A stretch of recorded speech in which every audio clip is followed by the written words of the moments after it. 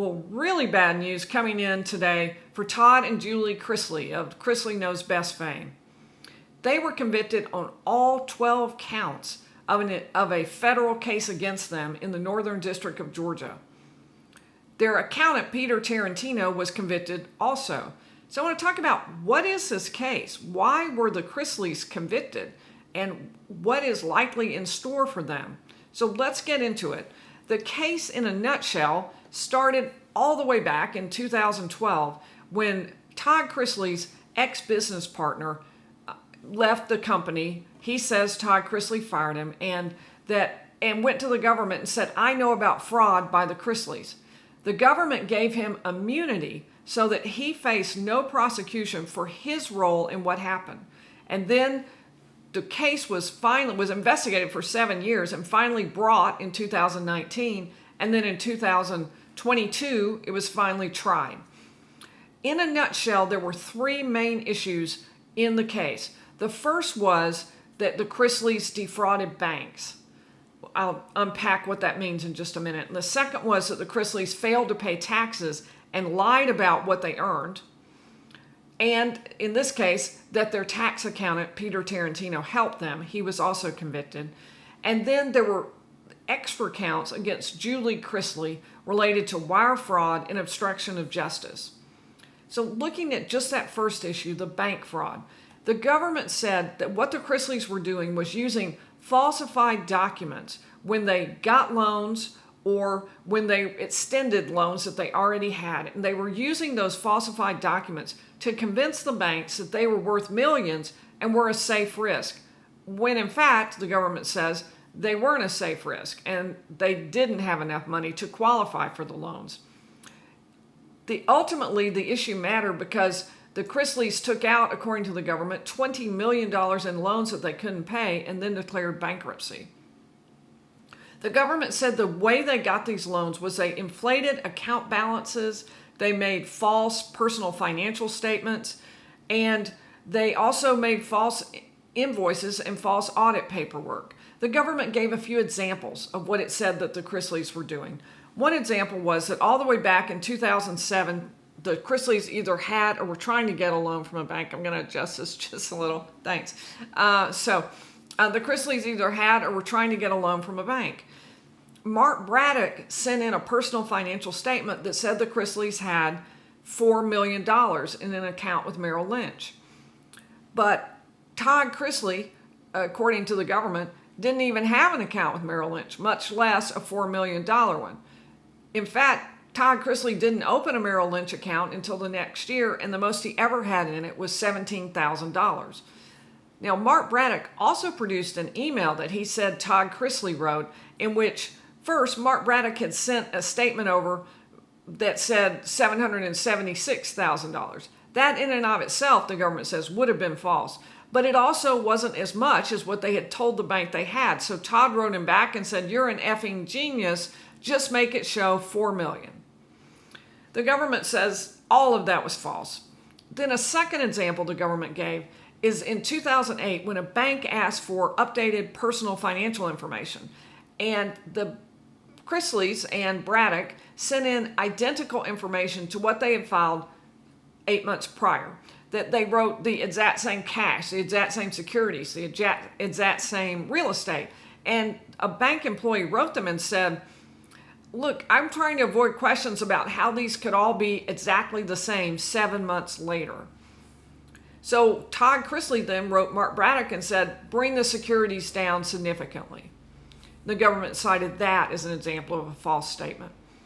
A third example was that in 2008, a bank asked for updated financial information, and a superseding indictment says that Braddock said, well, what should I send? And Todd said, just create the financials like you always have.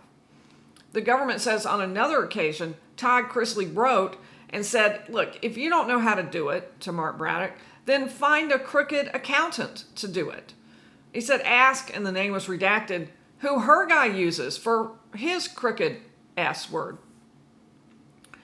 So the Chrisley, and the last example that I'll give you of what the government says was that the Chrisleys had to prove they had available funds for a bank. And Julie Chrisley sent Mark Braddock a copy of a check and said, post date is the only thing that needs to be changed. So Mark Braddock did. He changed the date on which the check had posted from February 2012, backdated it to November 2011.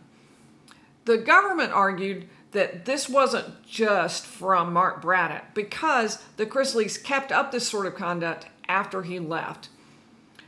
And they cited as an example that Julie Chrisley used false documents and bank statements to get a lease on some property in California for the family to stay in.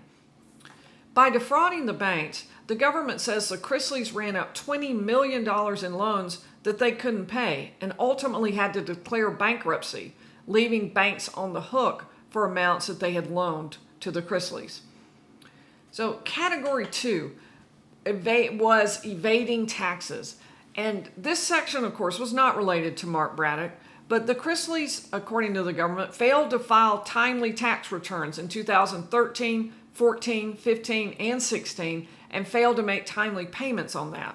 They also said that the Chrisleys hid their income by putting it into the 7 C's company, 7 C's Productions it was called, which received their money from Chrisley Knows Best, and then putting that into Julie's name and then into Faye's name to hide it so that it wouldn't be accounted specifically to them. Then in March 2017, they were also accused of telling the IRS that they didn't have enough to pay a 2009 tax bill. But then 7 C's was still receiving payments and 3 months later received $300,000.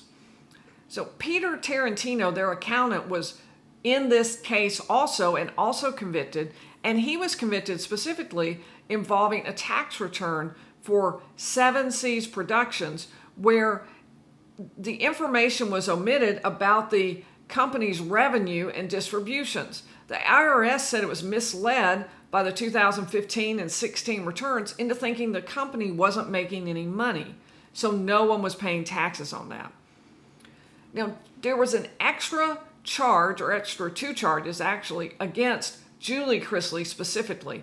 They related to a submission of a document to Bank of America in March 2017 saying that Faye owned 7 C's Productions. Faye is the mother, of course, in Todd's mother, and she appears in Chrisley Knows Best. So the government says that the document showed that Faye owned 7 C's Productions, and those documents were submitted to the grand jury. But then Julie went in, changed the document to say that Julie owned 100% of it, and resubmitted that document to the grand jury. The government says that's a backdated document and it's false. So trial was a lengthy process that took almost 3 weeks. The government put on 27 witnesses, including 2 FBI agents and Mark Braddock, and the defense counter was 16 witnesses, including Faye and Todd's mother and Lindsay Chrisley, but not Todd or Julie Chrisley, who of course were not required to testify because they were defendants. The government brought 1 witness only in rebuttal, and that was an FBI special agent. Clearly, the jury believed the government and concluded that what the government had said was accurate in the case. The government's centerpiece witness was Mark Braddock, who testified that he and Todd had had a year-long extramarital affair and that they had even paid somebody $38,000 to cover it up. Mark Braddock was lying about that, according to Todd Chrisley's attorney, and furthermore made up all the documents against the Chrisleys because he wanted revenge. Mark even admitted he did want revenge. The case will be held over for sentencing. The sentencing will happen at an undetermined date. They haven't said how long it'll be. The Chrisleys could be facing up to 30 years in prison. But for now, we don't know. What we do know is they're in a lot of trouble. Thanks for watching. Please be sure to like and subscribe. I cover news at the intersection of law and life. See you in the next video.